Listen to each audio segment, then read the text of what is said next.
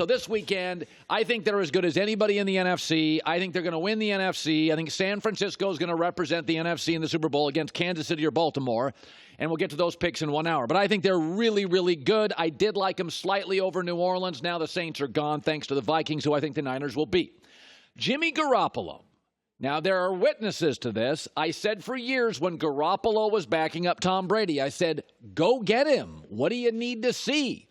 And then with only 12 touchdown passes and only 7 starts in his career, he got a massive contract. It was $137 million, and everybody freaked out. And we say, well, we said he earned it. Well, what do you mean he earned it? Well, let me ask you. He's a young man, right? He shows some elite skills, right? There's something called seed money. Do you know what seed money is?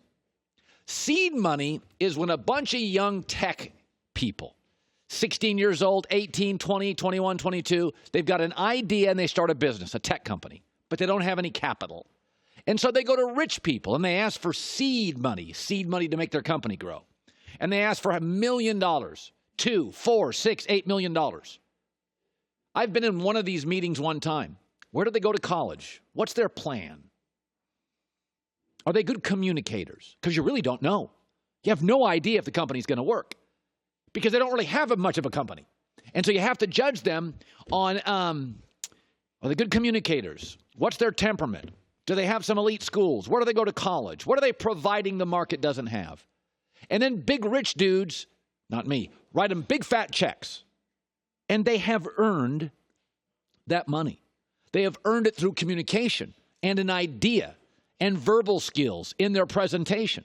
And where did they go to school? Well, Jimmy Garoppolo, like a kid looking for seed money, had gone to the University of Bill Belichick and was 5-0. And then he got his master's at UC Kyle Shanahan and was 2-0. So he'd never lost a start. I think I'm reversed on that. I think he was 2-0 with the Patriots, 5-0 at the UC Kyle Shanahan. And he's 7-0. He was a good communicator, good-looking guy who played with a ton of confidence. He had zip on the ball. And like the kids starting a tech company, you really didn't know, but you kind of did know. That's why you write the check. He absolutely earned it. Folks, we give $12 to $15 million a year to quarterbacks who haven't taken a snap in the NFL. Baker Mayfield's made a boatload of money. Can he even play? So you're going to give first-round picks 30% bust. You're going to give them tens of millions of dollars. But Jimmy Garoppolo in 7 starts had never lost a game. The look, the athleticism, the presentation, the communication skills. He was good when the camera was on. He was good when the pressure was on. And you're going to struggle giving him money? He had earned that money. And now, like when you give seed money to tech companies and they hit, it's stealing. Because you only had to give $500,000 and now it's worth $250 million. And Garoppolo now is stealing money. He only makes $26 million a year. That is a steal for a number 1 seeded quarterback in the NFC who's going to play at home and give you 2 home playoff games. You'll make half his salary in 2 home playoff games at the gate. You know how much money an NFL team makes for a playoff game at home in San Francisco, what they charge in Silicon Valley up there in Santa Clara for tickets? They'll make half his contract these 2 home games. So we're always caught up in, oh, my God, Jimmy, is he worth it? Is he earned it? Young kids who have tiny little companies, who went to great schools, who are verbal, who have an idea, who present it to super rich guys, get checks every single day in this country. 75% of them, those companies dry up, never make a dollar. Jimmy Garoppolo has been Uber. He's been Facebook. Are you kidding me? A number 1 seed, home games favored in the NFC. The Niners will win this weekend. He has been worth, as we predicted, every single penny, and darn right he earned it.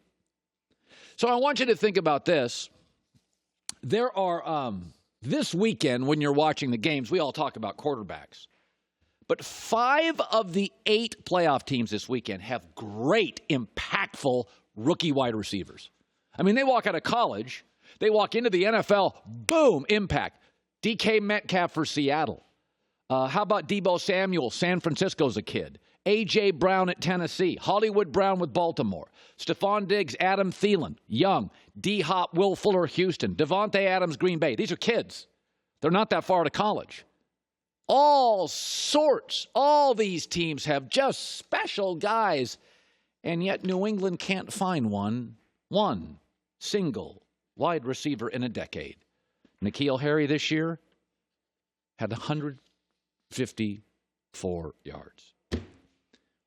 That's weird, right? That's a weird blind spot for the best coach in the history of football. And I have been critical of Bill Belichick, but as you watch the great receivers this weekend, Kansas City's got one as well. Two, Tyreek Hill and Hardman. When you watch this weekend and you see all these dynamic receivers, why is it that the dynasty, the smartest football coach of our lives, they haven't gotten one right in a decade? So let's look at the NFL teams. I always blame Belichick on this. Is it Brady?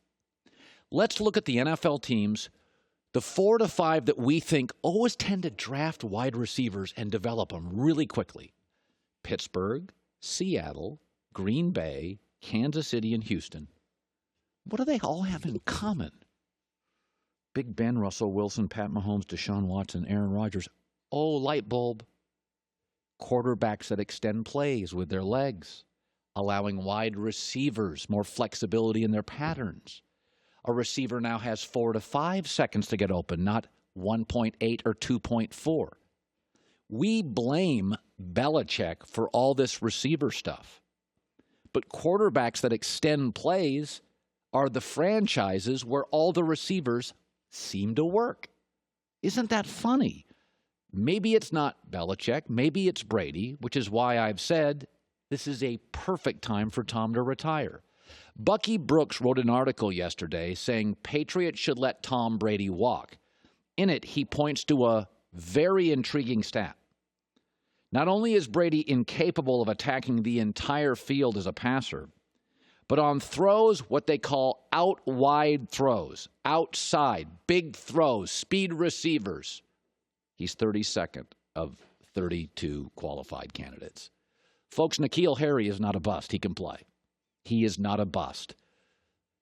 But receivers are the most NBA-like athletes. They're tall, they're fast, they're vertical, they're special. They break the huddle by themselves. They're iso-acts. And in Tom's rigid, tiny system, you're asking an NBA player to not jump high, not run fast, get open quickly, catch the ball in a system. There's no excuse. The dynasty's dying because they can't elevate an increasingly important position, wide receiver. And Tom can't do it. And I love Tom, but it's time. It's time to wrap a bow on it. Josh McDaniels probably getting that Cleveland job, losing all sorts of coaches. It's funny, when you watch the playoffs this weekend, watch how many great young receivers that walk into this league and make massive impacts. They all have one thing in common. They play with a ad-libbing quarterback, a quarterback that can extend plays, give a receiver more opportunities to get open, let the most NBA position in the NFL be vertical, be fast, be creative, be expressive. That is just no longer possible with TB12. And you know I love him. Hi, everybody. Thanks for watching. Subscribe here to get the latest from the show. Also, be sure to check out more of the best clips from The Herd or go watch a few segments from other shows on FS1.